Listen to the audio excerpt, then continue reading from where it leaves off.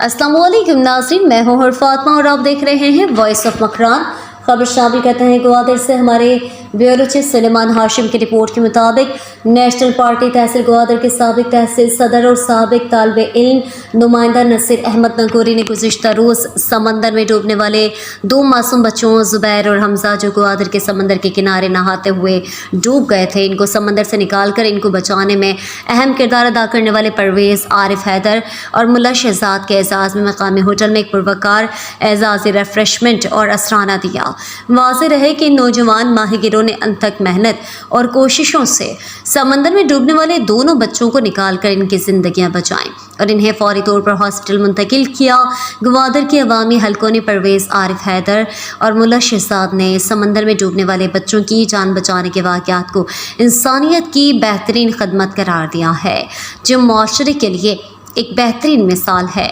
और मुआशरे के दीगर अफराद को भी इनकी तक़लीद करनी चाहिए। इस मौके पर नसीर नगोरी ने दोनों नौजवानों को खराज तहसीन पेश किया और उम्मीद ज़ाहिर की है कि वो आइंदा भी इंसानियत की खिदमत के लिए काम करते रहेंगे।